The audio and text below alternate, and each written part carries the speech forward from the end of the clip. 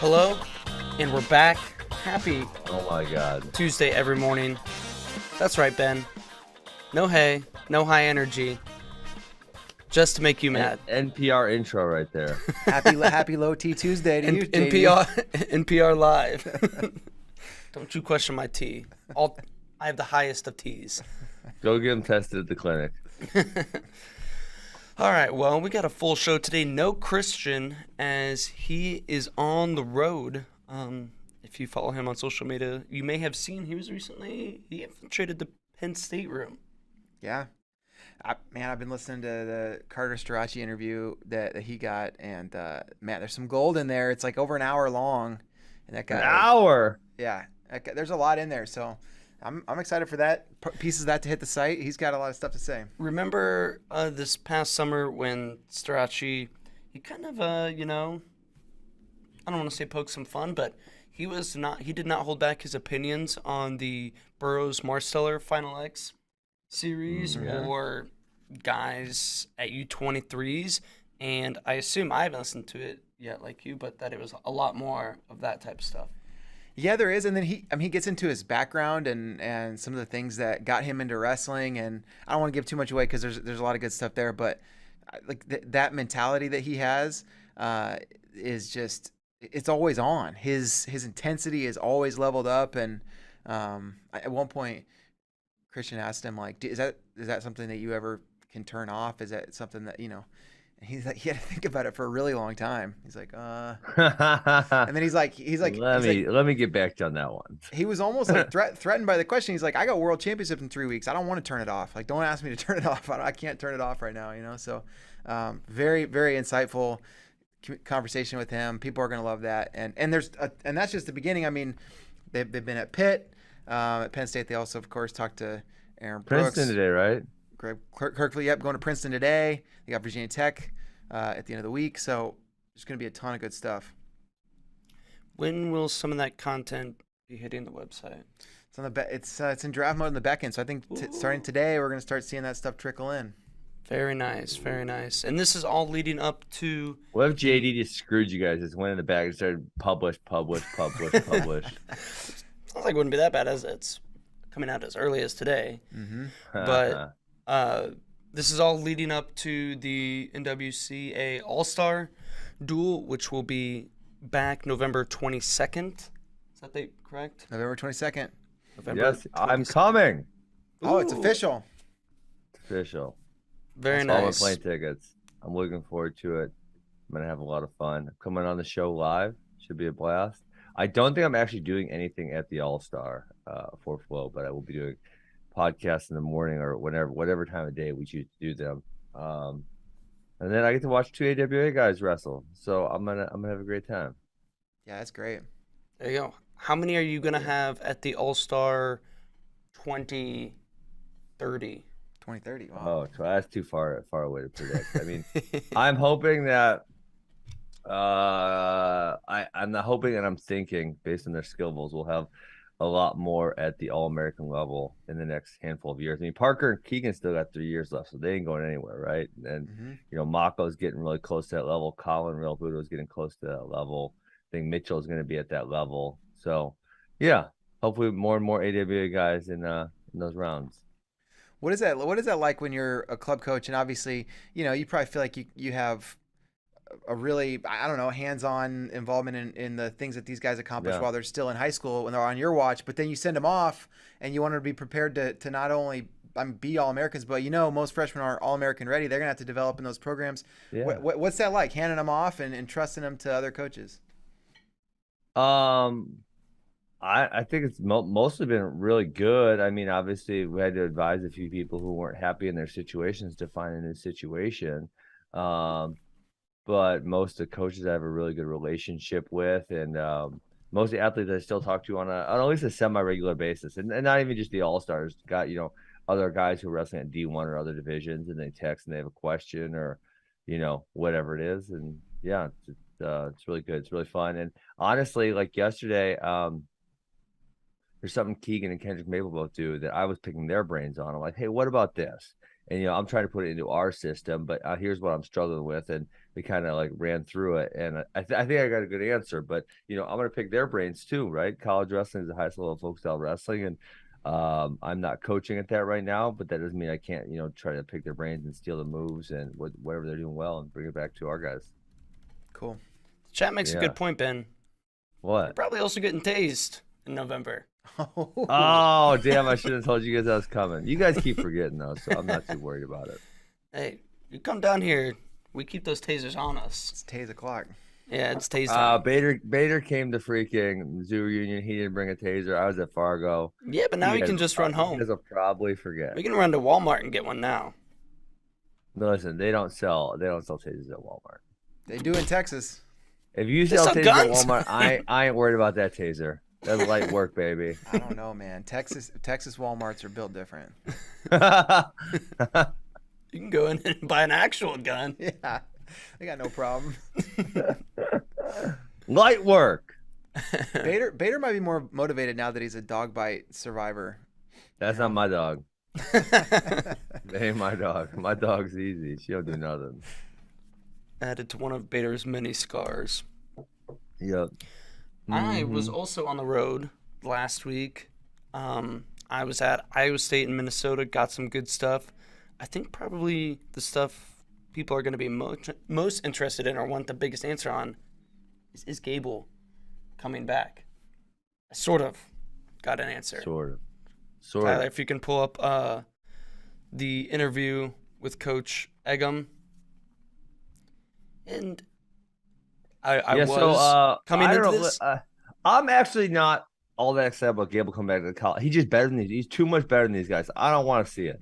I want to see now. it. I want to see Gable go wrestle at the World Championships in the Olympics, but I know he's going to beat these college guys. Why am I concerned?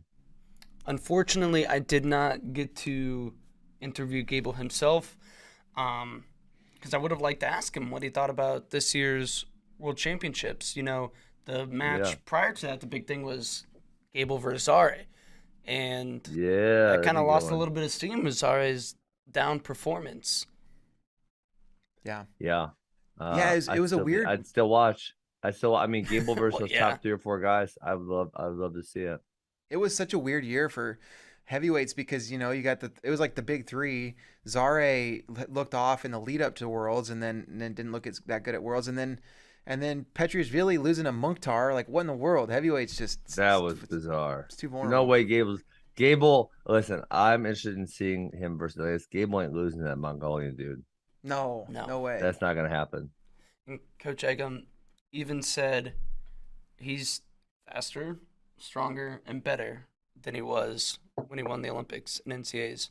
He's still in the room, frequently working out a couple times a week, lifting, doing everything. He said he was monumental in helping Hayden for the World Championships this year.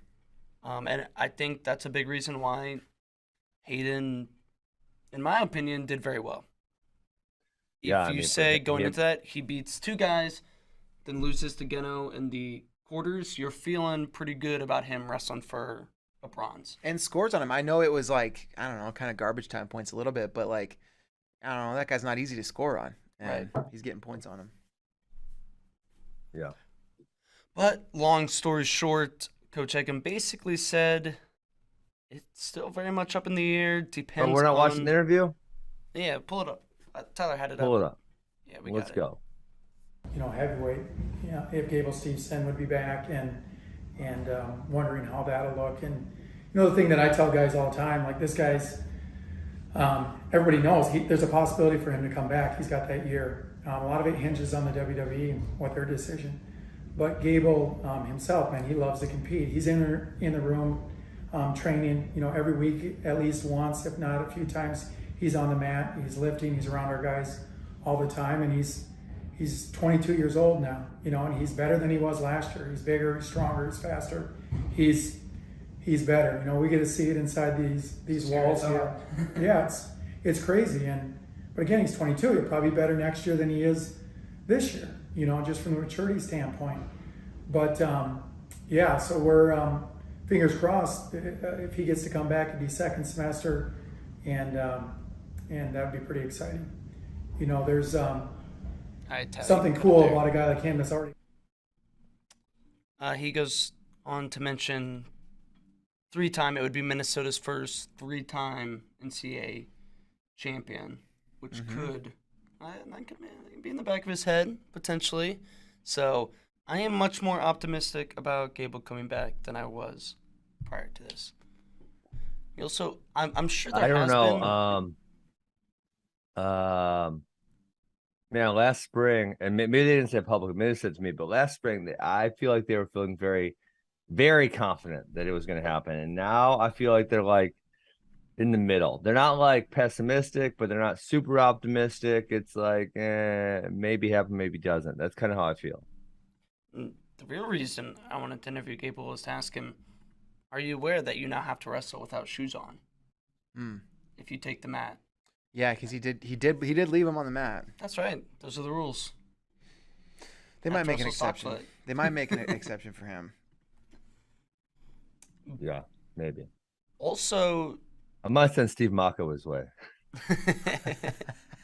Nope, you're out. You left your shoes on the That's mat. right. No, That's right. no more matches. Man, what an iconic interview. maybe Seriously. y'all or the chat can help me out a little bit. Has there ever been a heavyweight 3-time NCAA champion? I know the past 15 years has been like a curse of 2.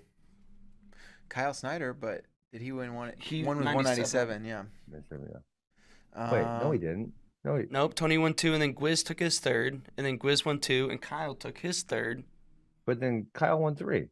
But he didn't win them all at heavyweight. Yeah, he did.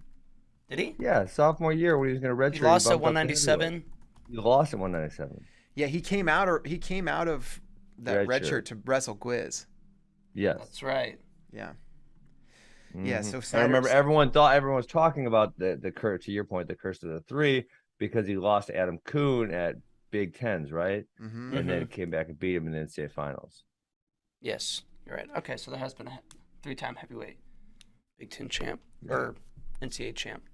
Kyle Snyder, he had a combined 35 matches in his last. No, hold on, is that right? No, hold on. 45 Not matches a lot. in his last It's a 3 really years. In small his last number. 3 years. 45 matches in his last 3 years. Yeah. That's a pitch count.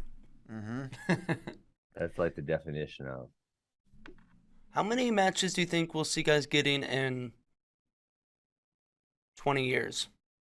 I think I could see it going back up for sure. I don't think maybe when they're older, their 4th and 5th years of college, I could see you going down. But those first few years, you should be getting a lot of matches. There's a lot of feedback. I was gonna do my mental Monday yesterday, and I did this one for the kids at my academy last week. I did a different one online, and then this week I'm doing the mental Monday. I'm gonna do it today because I got too busy yesterday. It's just matches are feedback. That's literally what they are. You go out there and you try what you're doing, and you're gonna see, is it right or is it wrong? And the great thing with wrestling is you get a bunch of matches in a day, and you get a lot of feedback. So it's like, okay, if I tried this single leg and worked on 4 of my 5 opponents, well, it's getting pretty good, but why didn't it work on that one guy? What was his defense, and how do I counter that defense? So matches are a great place for feedback. And I know as a coach, when you're in a practice, like sometimes you can have glimpses of certain kids, like you can watch, but you're not going to stand there at one kid for 20 minutes, and neglect the other 35 kids. So, when you get to actually sit down for a match or a couple matches and really focus on that one kid or watch the match after the fact, it's such a good piece of information of how they're doing. Is their training working? What changes do they need to make? So, man, I really would be having my young guys, my red shirts, in probably their first couple of years wrestle very consistently, probably somewhere between 30 and 40 matches. Yeah, and also, it seems like you'd also have to work with them to develop that perspective about that feedback perspective, because so many of them take the results of their competition as like their identity or yes, whatever, instead of that feedback that you're talking about. Yep, and that's kind of what the Mental Monday is about. Is like, and I know it's easier for me to say than for people to do. I totally get that, but like being relatively non-emotional about it. It's feedback. That's what it is. At the end of the day, I say like, well, especially say a match when you're a red shirt, and I had a lot of them, is like, what one of those is going to define your career? And the answer is none of them, right? Really none of them. And even a guy who loses the NCAA finals, and I did it twice, unfortunately, like I get to come back and like wrestle some more matches. Even a guy like Thomas Gilman who loses at the NCAA semis his senior year, that doesn't have to be the end, right? He can then keep wrestling, and look what he's done now. And now everyone, I won't say everyone forgets he lost, but probably that year there was like, oh, Gilman never won an NCAA title. Now no one thinks about it because he's done so well since, right? You can honestly, you can take that thought process into any part of your life, right? No failure is final. Just keep freaking getting feedback and getting better at stuff. Yeah, it's funny. I mean, I was looking at Kyle Snyder's wrestle stat where we were talking about him, and he had 4 losses his freshman year. Like, this only 3-time heavyweight NCAA champ, but he had 4 losses his freshman year, and then he had a loss his senior year. There were some other ones in the chat that people popped up with. Carlton Hasselrig. Yeah. Oh, there were some other ones. Okay. Oh, yeah, but I was thinking more modern era. Yeah, Dick but modern Hutton. era. Wasn't Dick Hutton a 3-time NCAA champ? Maybe. I'll have to check the record I think books. he was. That was like 1940s or something like that, like a very long time ago. Yeah. Mm-hmm. Well, that was some good life advice, not That's just right. wrestling. It's feedback. Feedback. It's all feedback, guys. No matter what you do. JD, when you're out there talking to girls, it's just feedback. Just feedback. When they tell you to get lost, that's feedback. When you proposed and Colleen said not right now, that was I just heeded to advice. Feedback. You gotta minor get better. setback for a major comeback.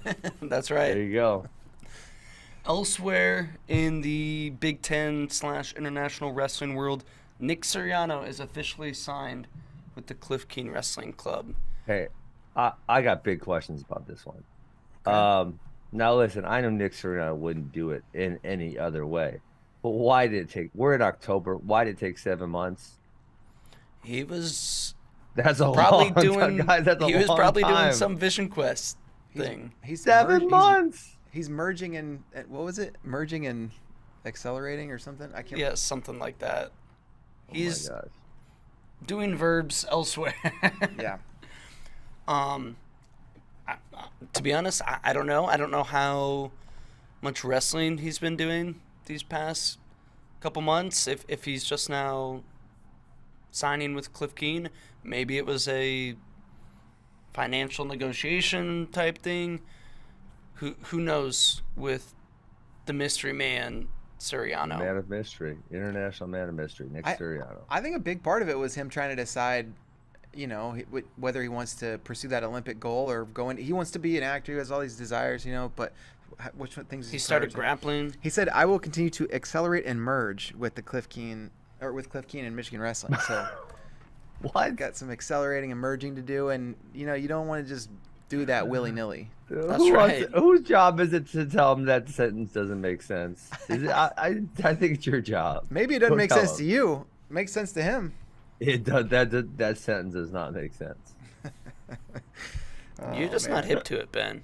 Listen, he was in the he was at Who's Number One. I saw him around. We had a feeling maybe this was coming. I for one am just glad that we're going to see him on the circuit, and I wonder how soon. I wonder if he's wrestling as soon as Bill Farrell. I don't know. He did mention he will be attempting to win a world and Olympic title before 2024 in the official statement, which implies he would be wrestling at this year's or attempting to wrestle better.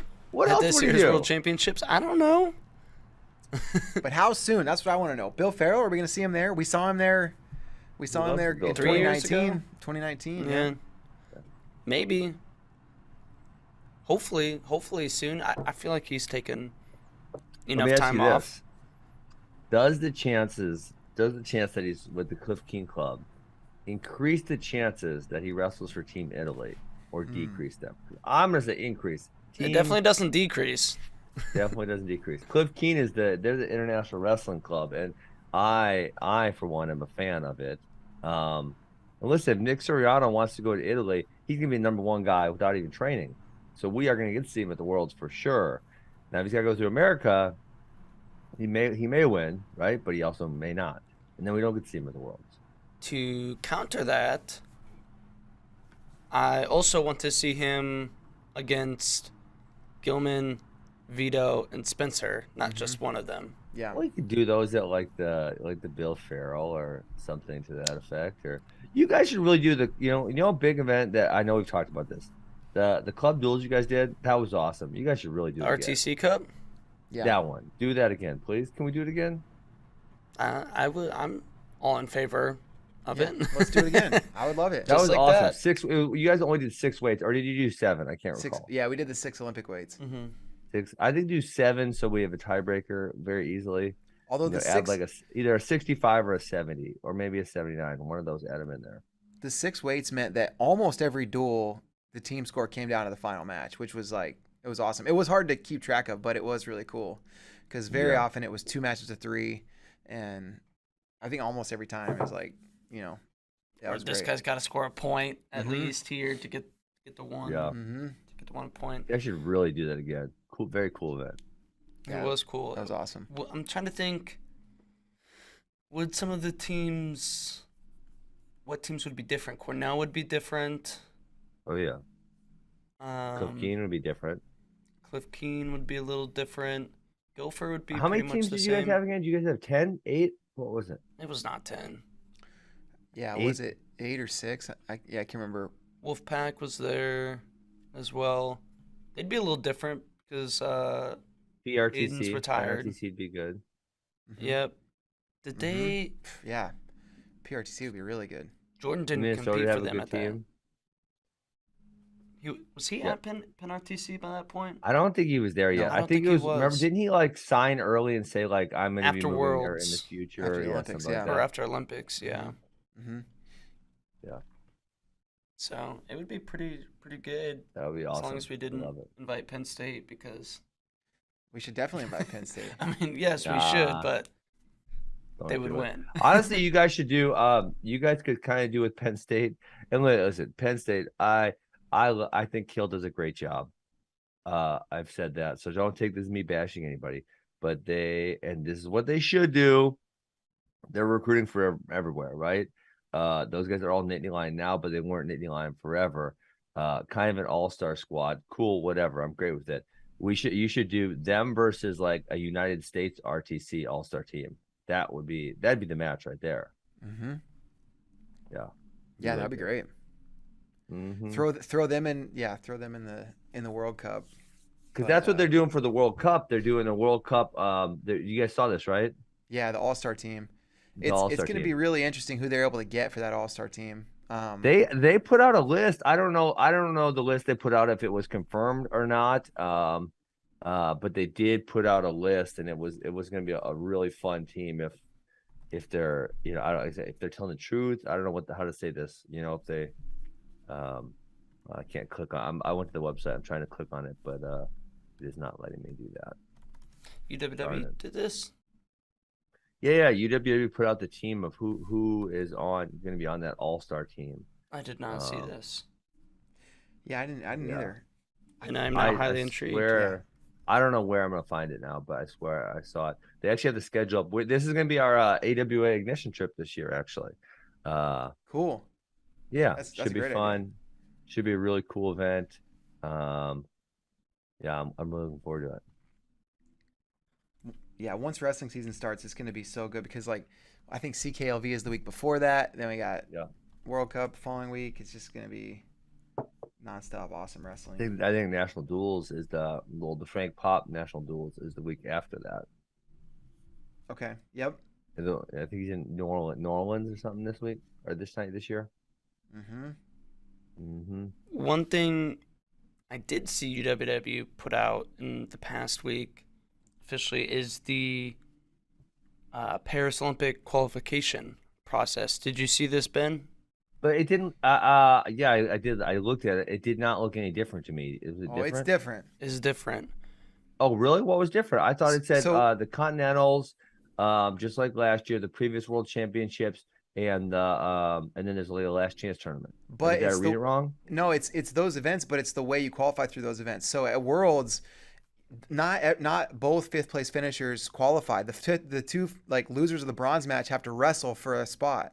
only 5 That's guys. great. They should have been wrestling the whole time. That was really 5th place. The third Yes. one should wrestle too, and that should be the only bronze medal. Yes. Holy crap! They finally made some sense. So then that third or that extra spot per weight goes to the last chance qualifier. So they wrestle the finals, finalists are in, then they wrestle the bronze match, and then the winner of the bronze matches wrestle for the last spot. So if you get a bronze, yes, I totally missed that when I was. Yeah. So if you're bronze, if you're bronze, you go wrestle for true third to get in at last chance qualifier. So there's going to be, those matches are going to be insane. The repechage That's is awesome. very important now. Yes, that's great. This is great because then we take all these forfeits out of the repechage. But I think it's a topic that's not often discussed, but because it's been around so long now that people just accept it for what it is. But the notion that there's 2 bronzes and they don't got to wrestle each other for 3rd place, like what if at NCAs they just said, hey, there's 2 3rd places, you ain't wrestling for 3rd place, there's no 4th place, we'd be like, wait, what? Mm-hmm. This is dumb. I want to see that match. I am not familiar enough with Olympic sports to know if there's another one that also hands out 2 bronzes, but I'm pretty sure, at least in track and field, it's gold, silver, bronze. Mm-hmm. Most individual sports, I think it's just gold, silver, and 1 we bronze. all know why they did this. It's essentially been said Right. publicly, which is they want to have the most random medalists possible. And now that they're coming out of this because now they've went to top 8 seeds, so the chances. This goes all the way back to when I was wrestling. Because I remember blanking on which bracket it was now, but one of the brackets. They did the unbalanced, unseeded, right? And sometimes you get 8 guys up top, and 7 of them were not good at all, right? And so then inevitably one good guy is going to be in the finals, and then there's going to be a couple guys who aren't very good wrestling for the bronze medal. Yes. Yeah, that was honestly back when we weren't getting very many medals. That was the first thing you would cheer for as a wrestling fan was let's just hope somebody gets on the right side of the bracket and gets in the, ability to. It's such an advantage. It was huge. Such an advantage, but it's such a sad thing to cheer for. But back in the day, that was one of the first things you had to cheer for. It was let's just hope. But yeah, now it's much more equitable. And I like this personally because it's this qualification system. It's not like it's going to add a giant amount of time to the calendar. It's not like they completely reinvented the wheel or the structure of the tournament. It's just it adds 1 match per weight class, 1 match per event, and so and those matches are going to be electric, so electric. And I guess it'll only be at Worlds. It'll only be 6 matches because they're just going to do the Olympic weights and then obviously just the 6 Olympic. That is interesting trials, from a psychological standpoint, though, because I think about this because USA Wrestling, not to pick on them too much, USA Wrestling, sorry if you're going to get mad at me. Dude, at some of these tournaments, they do this 2nd place wrestleback, and it's so preposterous. It's like at Northern Plains, and there's a 2nd place wrestleback, and we're like, wait, we don't qualify for anything. Why does this guy have to lose the finals and then come wrestle again? It's ridiculous. Mm-hmm. And so Northern Plains isn't Fargo qualifier or something? No, top 4 or top 6. And then I want to say they used to do it at Folks on Nationals. I don't know if they do that still. I don't think they do, thankfully. But it'd be like, dude, my guy's depressed, and now you're going to make him wrestle for the true 2nd place. It was like who's ever the 3rd place finisher almost always wins that match because the 2nd place guy's like, I just lost in finals. Wham, wham, wham, wham. Yeah. It's so hard to get them mentally ready. So they need to listen to Mindset Monday. What's up? They need to listen to Mindset Monday. Listen, that's a hard one. Even Mental Monday, I love Get Over It, right? But now you make the finals, you get your butt kicked, you're depressed. You should get to go cry in the corner for 20 minutes and be done with your day. You made the finals, you lost. Go sit in the corner and cry for 20 minutes, and then let's go get better the next day. No, Ben. Mat time. Matches and mat time. Oh my God! But now, think about this at World, guys. Think about the way Worlds is. You go bronze medal, gold medal match, and that's how the medal matches go. So now there's gonna be 2 people who lose. At least they're equal, right? At least they're gonna be equally depressed. But they're gonna wrestle in the bronze medal match, lose, not get a medal, be like, well, I freaking didn't get a medal, I suck. And then a few minutes later, they're like, all right, you're up again. Yes, it's gonna be it's anybody who loses in that 5th place match that was in the semi the day previously, it is the worst semi slide in the history of the world. Like, Oof. because Yeah. normally it's like you just have to settle. You got to settle for 6th place. Now you got to settle for 6th place, no medal, no Olympics, and you lost three straight. That's gonna be brutal. That is brutal. It's like, I think it was Keeter at Junior Worlds wasn't he down by 8 in the semis when he beat that kid, and then that kid lost for bronze. Yeah, I think he was winning too. And he was gonna lose in that true 5th place match. Right. Oh yeah. You're probably gonna get up by a couple, and then break. Oh, that would be awful. Yeah. Elsewhere. But that's a cool switch, and I wish they did all the 3rd place matches too. I just think it would. I'm not trying to steal people's world medals, but I think I think it would make more sense. No. And maybe if we do that, that we're limited to 24 medals in Olympic freestyle and Greco and women's wrestling. So maybe if we only gave 3 medals per weight class, they'd let us go back to 8 weights. That would be great. I would take that trade off. I'll take that trade off any day of the week. Easy trade. Big time. This might be somewhat controversial. I kind of like 8 instead of 10 because we get those epic matches between guys. I don't think I would like it. No, I know you argue this, but I'm gonna go kind of on your side, JD. You know what? 9. I see that extra weight up top, and I'm like, I don't really need this extra weight up top. I know it's great for America because we're always good at those weight classes, right? So you go 86, 92, 97 heavyweight. We're always good at almost all 4 of those, regardless of the age group. But so which one would you get rid of, or how would you separate them? Well, it's easy. Like I would go. 92? The 61 is great. You have to have that one. The 57 to 65 is ridiculous. 70 is I would separate the weight classes a little differently, but 70 is generally pretty good. But and then in 79 was a must-have. 74 to 86 was a disaster. It was preposterous, right? And so then I think you could probably even move 79 to 86 down a little bit, and then just take one of the uppers out, right? So go like 86, 95 heavy or something to that effect. I mean, that'd be bad for America because we always do well at those weight classes, but it would be good for fans at Olympic trials, though. What? It would be good for fans at Olympic trials. Yeah. I mean, if you look at participation, whether domestically or internationally in those weight classes, those is the least for sure. 92, 97, they're always even less than heavyweight. Mm-hmm. Yeah, time. I mean, well, that's also because the gap from 97 to 125 is massive. So naturally, you're just gonna have more people that fit in there. Yeah. Mm-hmm. Yeah, but there's just something about once every 4 years now when we get a Cal Snyder Jaden matchup, Jordan Burroughs Cal Date matchup, which it's pretty cool. As of right now in the state of wrestling, we wouldn't otherwise get. Maybe then Flo could do that.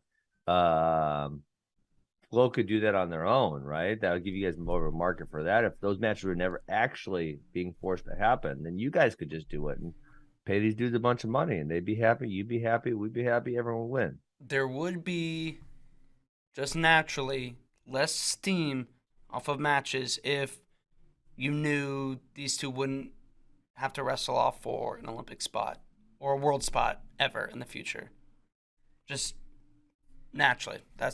I don't know. Like, I think there'd be more desire for me to see them wrestle. No, well, that's because I'll give you a great example. You just like watching people wrestle. You don't need as much backstory to watch people wrestle because you just enjoy wrestling that much. The normal casual fan needs something on the line. That's fair. But what about this one? And maybe you would say because this has already happened that you're not counting it or something to that effect. But like now that we know that David versus Jaden is never going to happen, I think that would be an awesome one to see happen, right? Because it's never going to happen. Jaden's not going back down, right. And so we're never going to see it unless someone were to put together like an all-star match, and then that would be awesome. That would be freaking awesome. And I would love to see it, but I think it would just have a little more steam. Like in 2017-18 when it's like, okay, now is Jaden going to go down in 2020 at the time, you know? Yeah.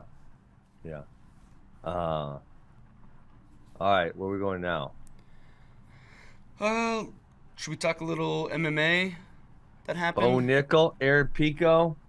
Bo Nickal, it did not take long. He got his first UFC fight scheduled for December 10th. What do you know about his opponent, I know nothing Ben? about this guy. Actually, you know what? I can look it up real quick. Someone told me he wasn't very good. He was. I will give you the answer very quick here. This looks to me like the type of guy you were describing last week, who, you know, as long as you're willing to step up and take fights, they're going to keep giving them to you. I think this is one of those guys.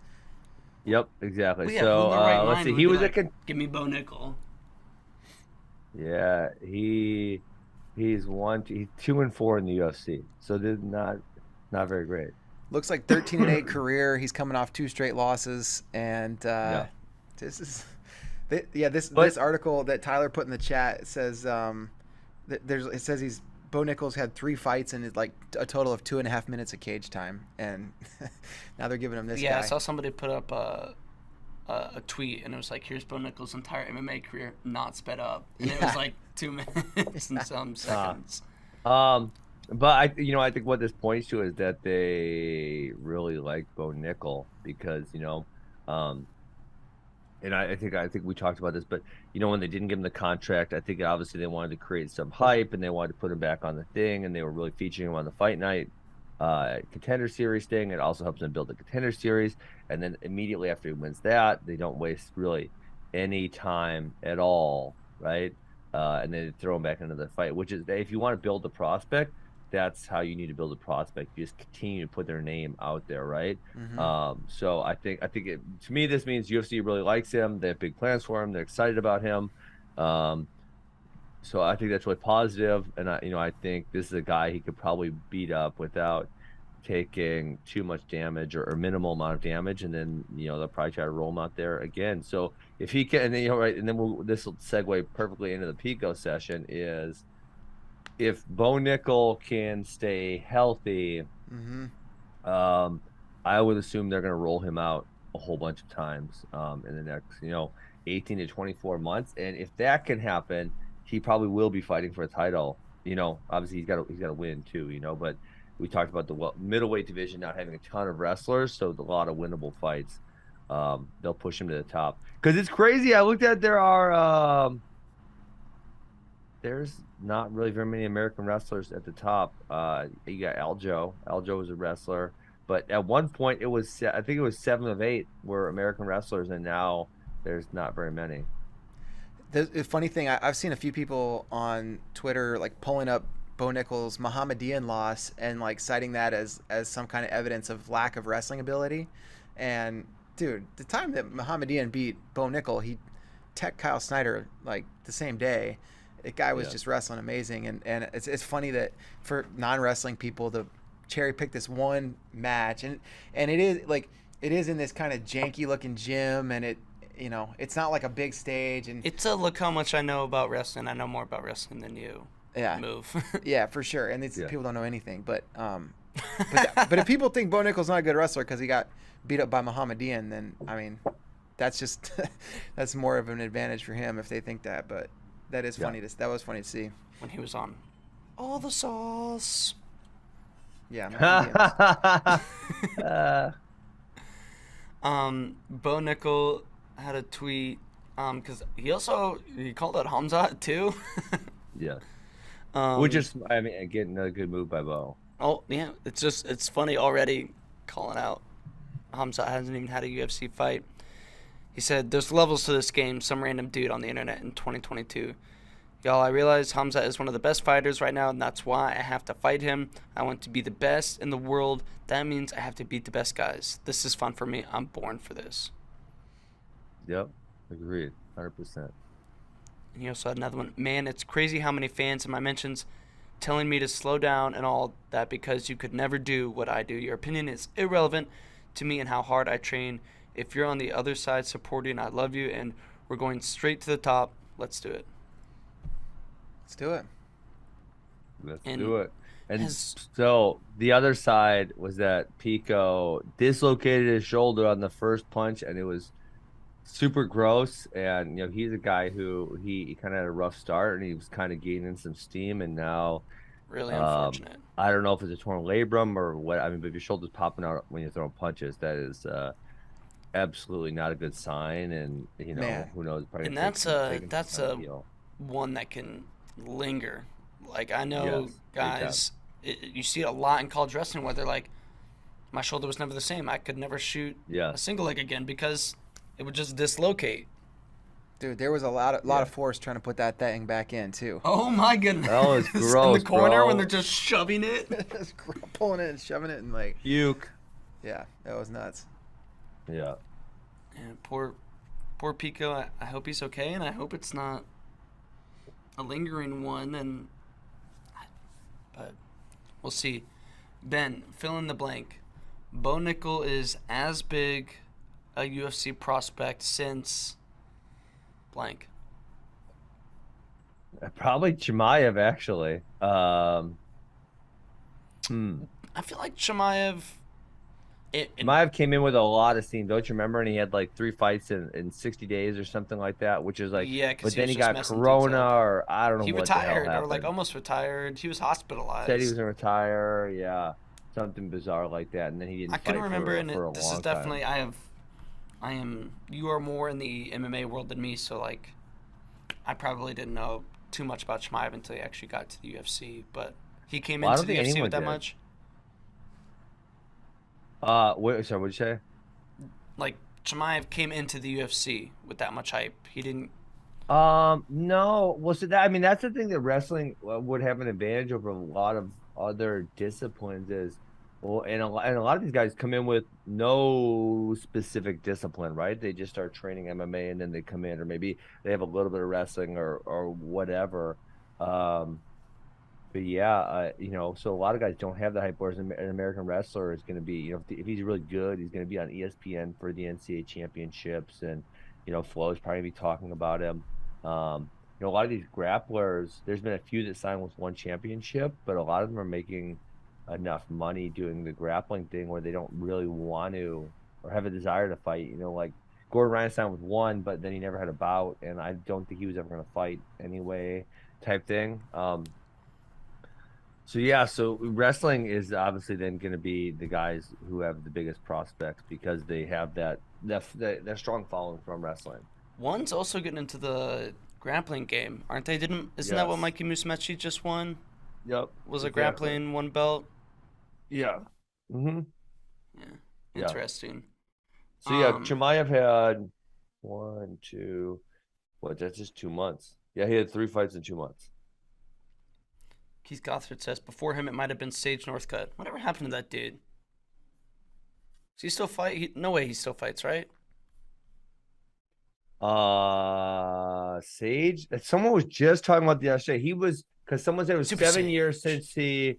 It was 7 years since he had his UFC debut at age 19, and then someone else said I think it was it's been 3.5 years since he got knocked out. He got knocked out in his first fight of one, and he's never had another fight. So I don't know if he just said this isn't for me or whatever. He was such a nice kid because Tyron had him as a training partner for Stephen Thompson a couple times because of the karate background. Probably just doing modeling stuff. Yeah, he hasn't fought since Yeah. 2019. Yeah, why would you fight if you look like Sage Northcutt? Wow. I mean, I I'm don't just know. saying, like Luke Rockhold did it too. Like, Yeah. why Luke get your Rockhold said he face? made Why more get your money face beat up modeling, and you can just apparently. get like pictures taken of you?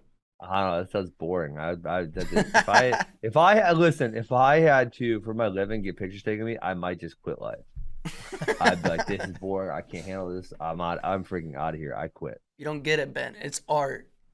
No, I freaking hate it. Like even when I get my pictures taken for something like with my family pictures, I'm like, oh, this is so boring. Why do I gotta stay here and be still and like, Who's no, I that? just hate it. Dude, I saw the best family picture ad ever What's that? last spring. They were like, $100, 15 minutes. I was like, all right, we can do that. 15 minutes. Yeah. I was like, we can do it. Like, show up, ready to go. Like, quick, boom, boom, boom, done. I was like, we will do that. I love it. I love it. That's, We'll do that. That's what I need. Like an assembly line. It was literally, there were like 2 other families already there when we showed up. We got 15 minutes. We got ice cream. We were home. We were There you home go. Boom. living. Yeah, it was great. So you do it. Who's that? Didn't the UFC just sign somebody either 17 or 18 from Dana White Contender Series as well? Wait, what? Sorry, say it again.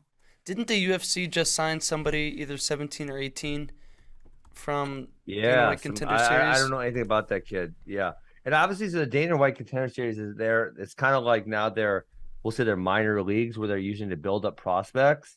And it's kind of nice because they didn't have something like that for a while. But yeah, I mean, obviously Chase Hooper came off there, and they've built him into a pretty good name. Sean O'Malley came off the Contender Series, Macy Barber. So they've been able to build quite a few names off the Contender Series. And so, I think Dana probably goes and scouts the smaller shows and then obviously invites them onto the Contender Series and then, tries to build something out of them. Unfortunately for this kid, Raul Rosas. Raul Rosas, right? Or something? Mm-hmm. Yeah.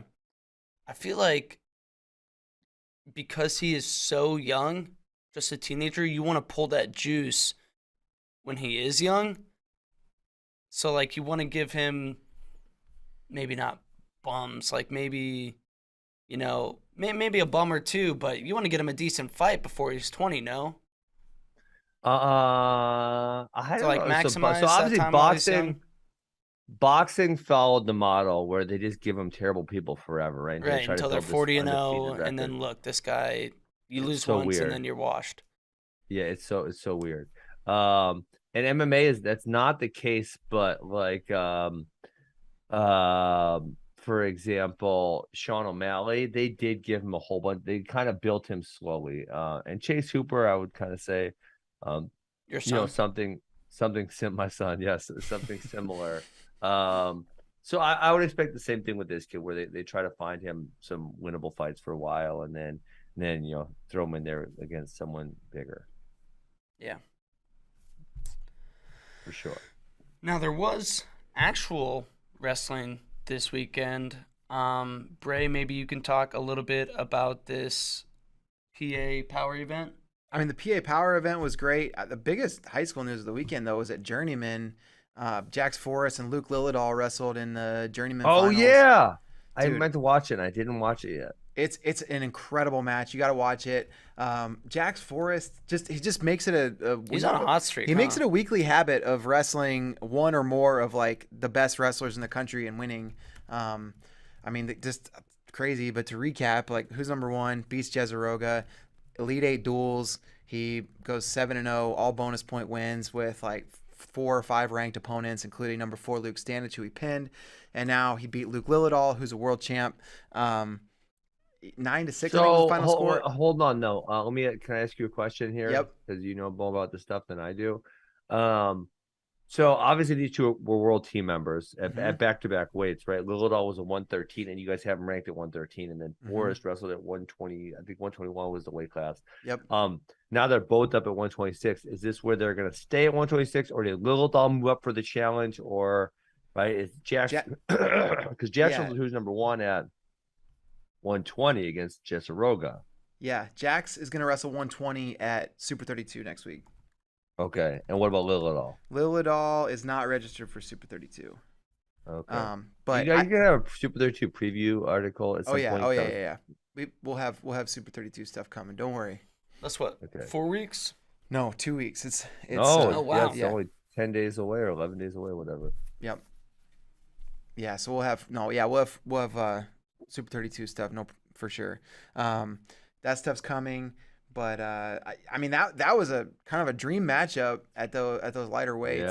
Yeah. I think Lillidahl probably ends up going 120 for the year, but not 100% sure. Oreen is now at Wyoming Sem, so if they're trying to spread those guys out and Oreen goes 20, then maybe Lillidahl goes 26. They could flip those. I don't know for sure what they're gonna do, but yeah, it'll be good to see. I think Lilidal obviously wrestled Super 32 last year, but right now I'm not seeing him in the registration list. So, well, and registration's done, so it's not like you look to register. Registration's done. I just got to double check. I'm looking at my spreadsheet, and I just want to double check that I didn't Miss that they didn't somehow. spell his name wrong or something. No, he's not in there. So Got it. yep. Yeah. Yeah, that's a huge one. I totally got to watch that match. Forrest over Lilidal. Those guys. I mean, Lilidal looks so good beating Bassett. Looks so good at Worlds. Should be a fun one to watch. Very contrasting styles too. Dude, Jax Forrest since Worlds has a win over. Obviously we talked about Jezeroga. JJ McComas is ranked. Brady Roark was ranked. Dylan Campbell ranked. Drew Gorman ranked, Luke Stanich ranked, and now Luke Lilidal. That's that's more ranked wins than most top 10 guys have in an entire year. Yeah. Jeez. Talk about a heater. Yeah, he's just, man, it's like the consistency is coming along for him more and more, and the things that he can do are on the mat are just like they're unusual. They're he's got some unique skills. And the kid's just a freshman, class of 2026. Yeah, that's the crazy part. He's going to be, like, super recruit. I feel like. Yeah. Like, put 2 more years under his belt. Mm-hmm. And there's just his mindset, too. He seems pretty unrattled by things. And, like, he and Joe Seeley both, like, whenever there's somebody taking injury time that's a lunger, like they'll just sit like crisscross applesauce on the mat. No, it's kind of weird. Like I'm great with you not being flushed by it. That's probably where you should be, but the crisscross applesauce thing is. That's where Ben draws the line. I think it's just an intentional. I'm drawing the line there. That's not even a comfortable position to sit in. It is not. It's just an outward like demonstration of like you're not going to bother me, And while I might recommend other postures, I like that. It's like, hey, you know what? I'm just not gonna worry about it. I'm just gonna sit here. Mm-hmm. All right. I forgot to ask for Twitter questions. Seems how that's what? The CP's Wow. CP's. You had one job. One job. We did, however, we have a couple of email questions that we can get to before we break for the rest of Tuesday. Okay. Let's start with Randy. And this is, I think when we were talking about should medalists be able to get a special wrestle off at a different weight if they don't make the team. He said, since we're trying to get our best team together, why not have the Olympic weights in the first Final X and then 2 weeks later have the non-Olympic weights? I'm in. Yes. I know Christian was poo-pooing this because it would lack excitement of the first match because the guy couldn't get another team. Nah, we let's get our best team there. Well, I know Flo. I know this is the Flo thing. I know you guys are all about clickbait and entertainment. Let's get our best team, most competitive team. That's all we want. It is surprising to me that USA Wrestling hasn't done this for that reason. Yeah. Yes. I mean, I think if this was the process, I think it would be a Final X, Olympic weight Final X, and then you would probably want to have the other 2 wrestlers set for that second, that whatever the thing in a couple weeks later. So there might have to be like a wrestle in match, and so there might be like 2 sessions. There might be like a morning session where there you go. Challengers from the Olympic weight can wrestle whatever the second best guy and try to get an opportunity. Well, obviously, for, it was only if you have a medal, right? That was my suggestion. You can't just you don't just get privileges to do this for no good reason. Oh, you're saying no losers but medalists. Only Yeah, I'm saying yes. Okay. Why else? Why should you other guys get privileges? You ain't get no privileges. I mean, I think it's that situation of like if you want your best team, like if you want, like say you're a guy like Nick Suriano or something, and you're trying to decide between 57 and 61. Don't you want a lot of your best guys trying for that, especially in 2023, trying for that Olympic weight because they know if they win they're gonna get the medal. But then now we get an opportunity at this other weight. I mean, that's kind of the way I looked at it. If you want the best team, but no. Listen, I want the best team, but I'm not all that concerned if it's the difference between an 8th place dude and a 12th place dude. Like kind of I'm kind of whatever on it, you Well, know.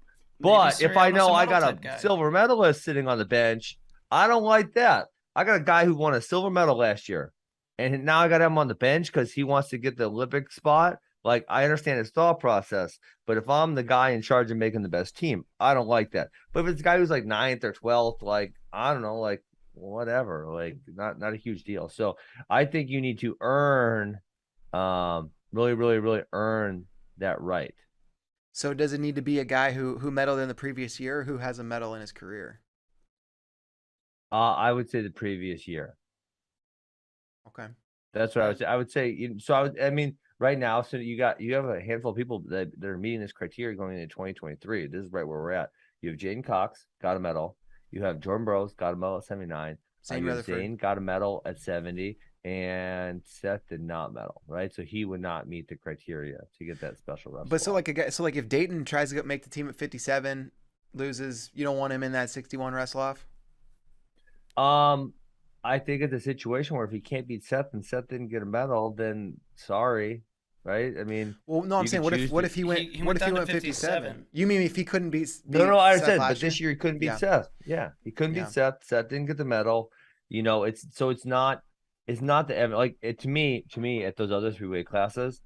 It's pretty damn evident that those guys competed at the highest level because they just did, and they have earned, to me, winning that world medal. They have earned this ability, right? To say U.S. Wrestling says, hey, I want those guys to have the ability to both try to fulfill their Olympic dreams and to try to put the best team out there. They just were all in the world finals. They just proved they can get it done. Let's put them back out there. I say open it up. I say open it up to all the losers of the Olympic weights, because I mean, we have first year medalists like every year, you know, and whether they had proved it in a previous year or not, they're clearly ready. Like, you know, Dayton Fix, Yanni, Zane, they all were world finalists for the first time. It's, you know, in the last couple of years, and it's like if they, I don't know, I just think more and more our guys that make the team show up world ready, and so if you can open up, I say why not? Why not? To poke some holes, what if Good luck. Good luck. What if Jaden were to lose to, say, Colin Moore on his way to Kyle Snyder? Does he still get to wrestle off then? No, you have to be so obviously previous world medalist, plus you have to lose in the Final X final. Okay. All right. Yeah. I don't know. I still say if you lose in Final X trying to make Olympic weight, you get an opportunity to wrestle in. I think that's what I say. You want no matter what, but you have to lose in the Final X.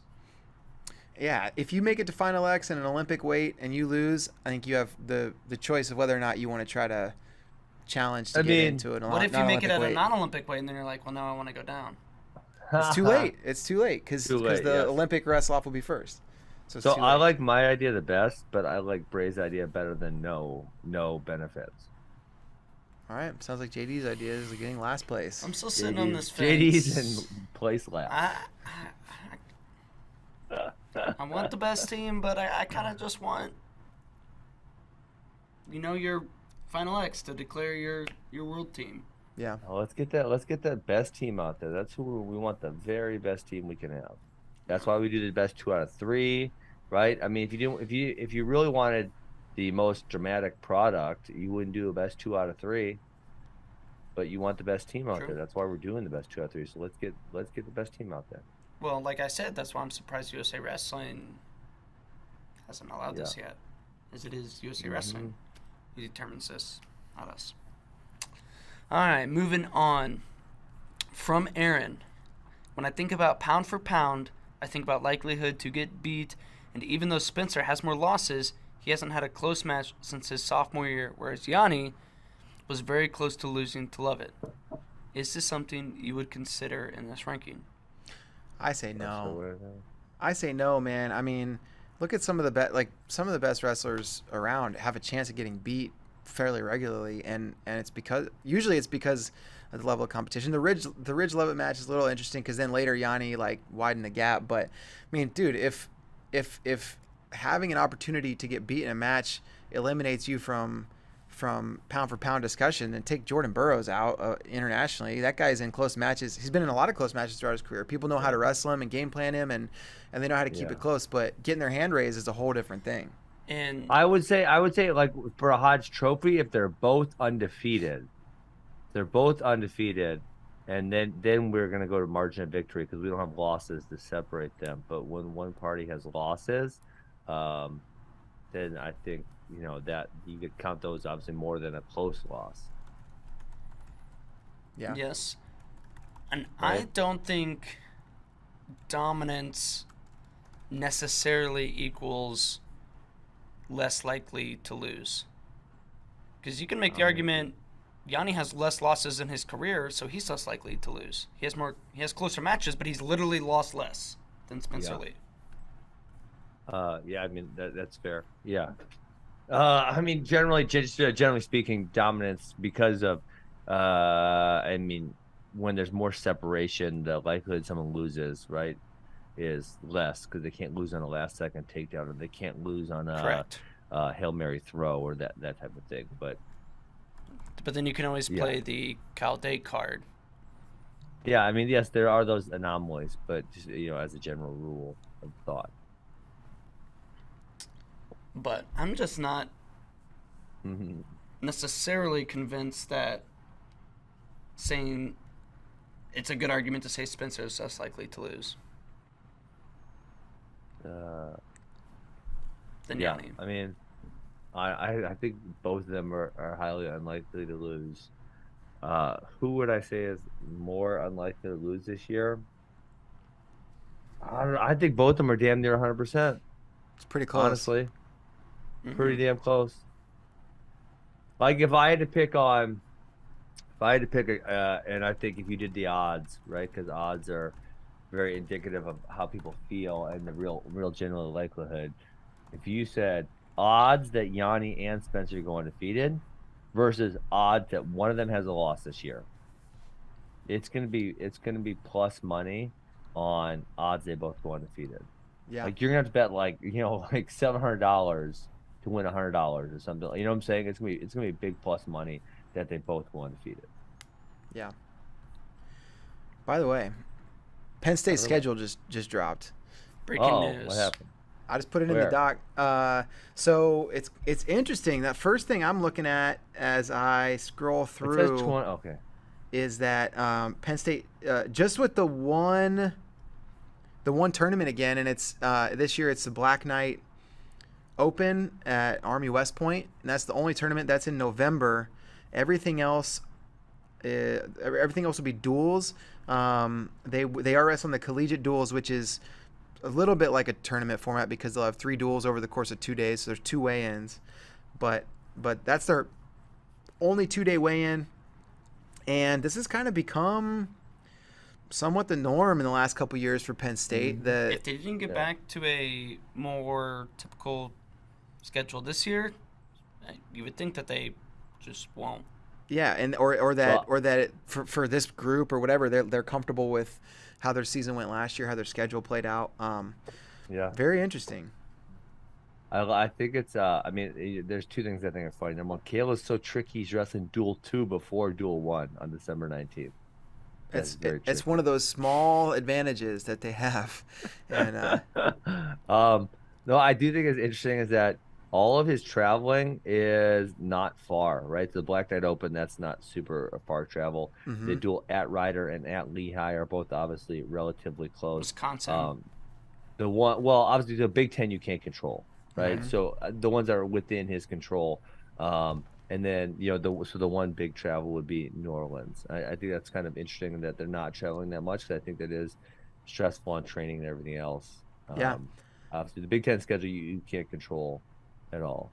So November, other than the 3 guys that are in the All-Star Classic, November 2 weigh-ins, December 3, and 2 of them are within a couple days of each other. Lehigh duel is going to be live on Flow. 4. That'll be great. Because you're going to go the 3 duels. Oh, sorry. Yeah, you're right. 4 weigh-ins. 4 hold events. on. They have 2 days of duels, so they would have to weigh in both times, right? Yeah, that's true. So 5 total weigh-ins in December.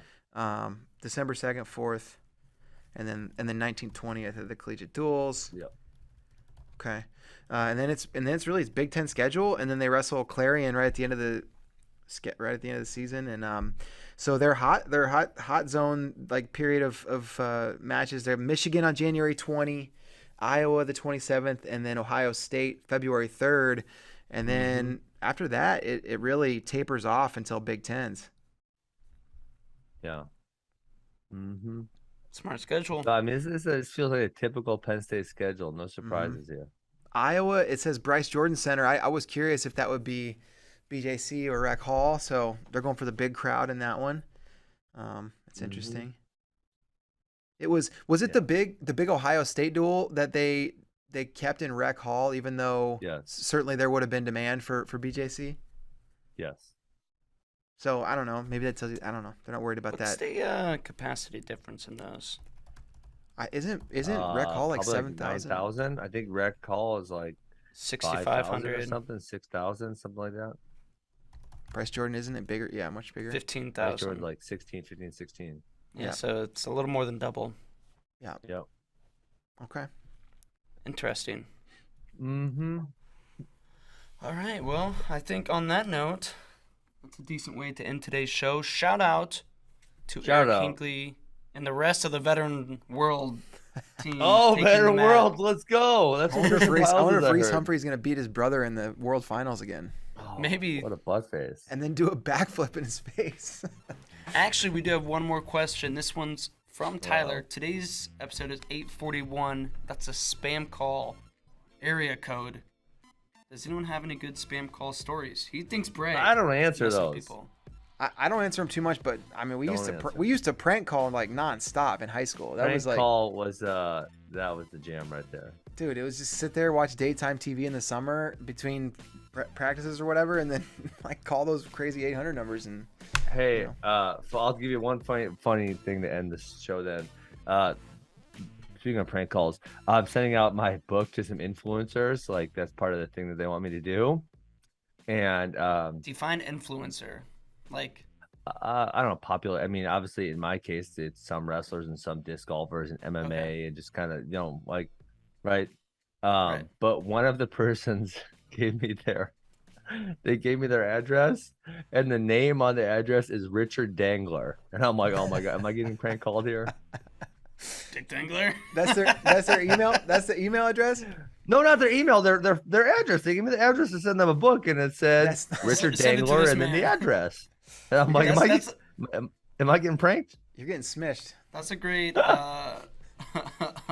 pseudonym. Or what's the yeah. Richard Dangler. We used to when you get spam calls, if we were around everybody, my college roommates and I, we would try and keep them on the line as long as we could, because like they would literally get mad because their whole thing is like sell right away or like move on. So we would keep them interested enough, and we would have like 20-minute conversation with these people. Oh my God, you guys are terrible. Yeah, my go-to was to go full like Latter-day Saint and just really try to convert them all the way to Christianity, and like we would start reading the Bible with them, and I would say yes, I'm still gonna buy, but you have to do this with me first. Man, that's wild. Hey, by the way, I just got a text that Luke Lillidahl will be going to Super 32, so I don't know why he's not showing up on my registration list, but Lillidahl will be at 120 alongside Jax Forrest, so we could see the rematch as soon as next week. Oh, nice. This is exciting. Interesting. All right.